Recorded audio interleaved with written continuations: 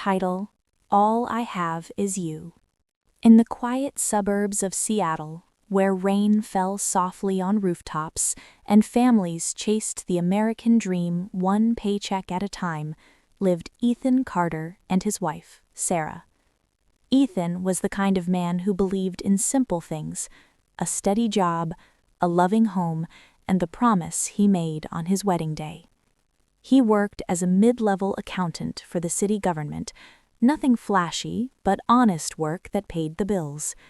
His world revolved around Sarah and their 8-year-old son, Liam. Sarah was beautiful, with warm brown eyes and a smile that could light up the gloomiest Pacific Northwest day. She had married Ethan right out of college, full of dreams about the life they would build together. At first, it was perfect. They laughed over cheap takeout, danced in the kitchen to old songs on the radio, and tucked Liam in every night with stories of adventure. But as the years passed, Sarah began to feel the weight of what they didn't have. She scrolled through social media late at night, seeing her old high school friend, Jessica, posting pictures from exotic vacations, designer bags, and glittering parties. Jessica had married into money. Her husband owned a chain of luxury car dealerships, and Sarah couldn't help but compare. Ethan's salary covered the mortgage, groceries, and Liam's soccer fees, but there was no room for the necklace Sarah had eyed in the mall window, the one with the tiny diamond heart that cost more than their monthly rent. "I just want to feel special sometimes," Sarah would say quietly when Ethan came home exhausted. He would hug her tight and promise, "One day, babe, we'll get there." But one day felt farther away with every passing month. Everything changed at Jessica's brother's wedding. The event was held at a waterfront hotel downtown, crystal chandeliers, open bar, a live band. Ethan felt out of place in his rented tuxedo, but Sarah glowed in a borrowed dress that hugged her figure perfectly. That's where she met Victor Lang. Victor was in his early 40s, tall, impeccably dressed, and the owner of a successful real estate development company. He had the easy confidence of someone who never worried about bills. When he complimented Sarah on her dress, his eyes lingered just a second too long. He asked about her life, listened like her words mattered, and laughed at her jokes in a way Ethan hadn't in years. Later that night, as Ethan drove them home in their 10-year-old sedan, Sarah stared out the window at the city lights. "Did you see how everyone looked at him?" she said softly, "like he owned the room." Ethan squeezed her hand. "You were the most beautiful woman there. You always are." But the seed was planted. Victor started texting Sarah the next week. Innocent at first. "Great seeing you at the wedding. Hope you had fun." Them compliments, invitations to grab coffee sometime to catch up. Sarah told herself it was harmless. She was just bored, just flattered. But when Victor offered to take her shopping, just as friends, to thank you for being so kind to my sister, she said yes. Ethan noticed the new purse first. "Where'd that come from?" he asked one evening. "A gift from Jessica," Sarah lied smoothly. "She said it didn't match her style anymore." Ethan believed her because he trusted her completely. His love was blind in the best way, pure, unwavering. The affair began slowly. Coffee turned into lunches, lunches into long drives along the coast. Victor showered Sarah with attention, gifts, and promises. "You deserve the world, Sarah, not this ordinary life." He made her feel seen, desired, luxurious. For the first time in years, she felt alive. Ethan sensed the distance. Sarah came home later, laughed less at his jokes, seemed distracted. He asked if everything was okay. She said yes, blamed stress, work around the house. He threw himself into planning a surprise anniversary dinner, candlelight at their favorite Italian place, even though it meant skipping a few bills. One night, Victor took Sarah to his penthouse overlooking Puget Sound. The city sparkled below like a sea of diamonds. He poured champagne and told her she could have this life, always, if she wanted it. "Leave him," Victor whispered. "You don't have to struggle anymore." Sarah cried that night, torn between the man who had loved her through everything and the one promising everything she thought she needed. She chose Victor. The day she told Ethan, rain hammered the windows like accusations. Liam was at soccer practice. Sarah sat on the couch, hands trembling. "I can't do this anymore," she said. "I love you, Ethan, but I need more. Victor can give me things you can't." Ethan felt the world tilt. "More? Like what? Money? Things? I thought we had everything." "We don't," she whispered. "I'm sorry."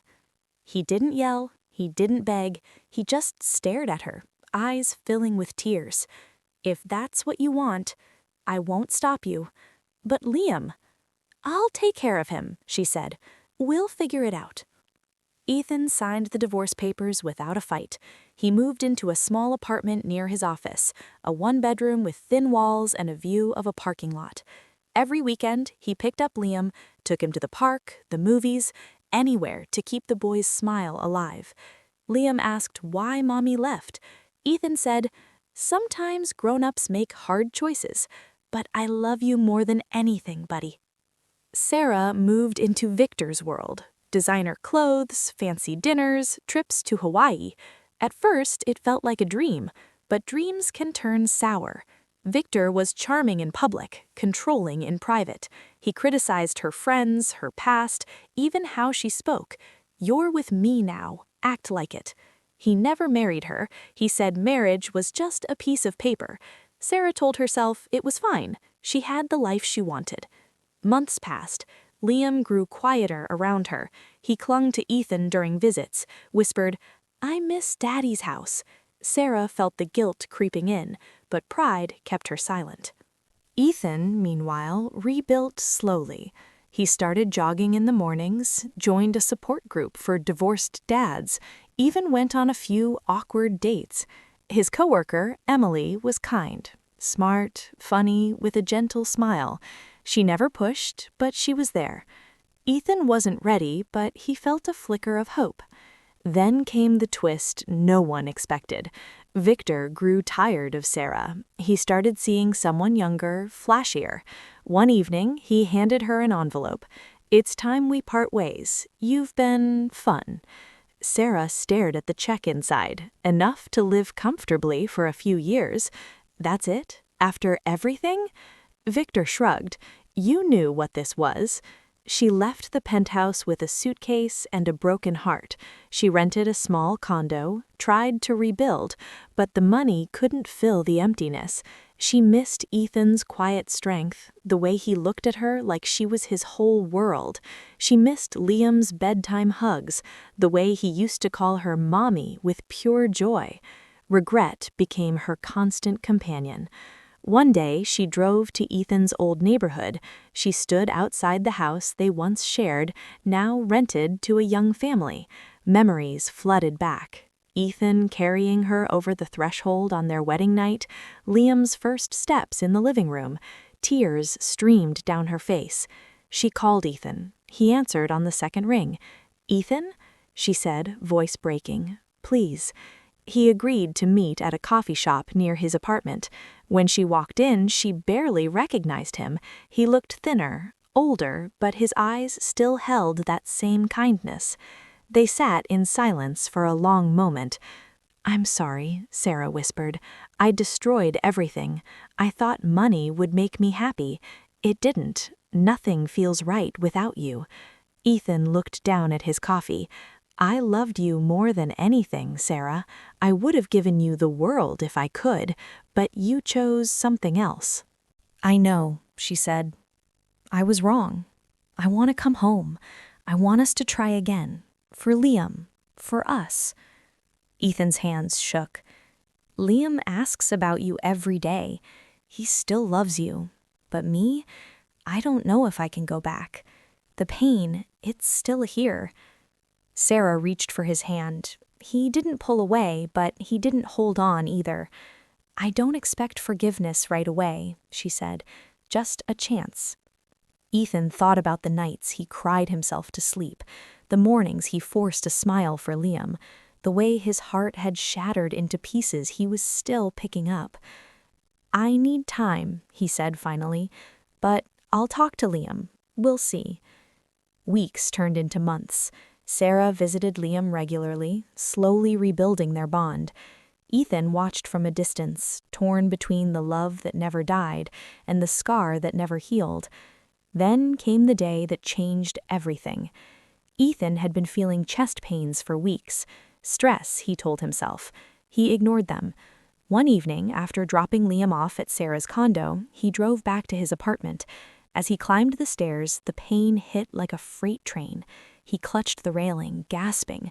He made it to the door. With trembling hands, he knocked, no, pounded on Sarah's door across the hall. She had moved closer to be near Liam's school. Sarah opened it. Her eyes widened. "Ethan? What's wrong?" He collapsed at her feet. She screamed for help. Neighbors called 911. In the ambulance, Ethan held her hand weakly. "Tell Liam I love him." But some things can't be undone. And in the quiet moments when the house was empty and Liam slept, Sarah would close her eyes and remember Ethan's voice saying, "I love you more than anything." She would whisper back, too late, "All I have left is you." The end.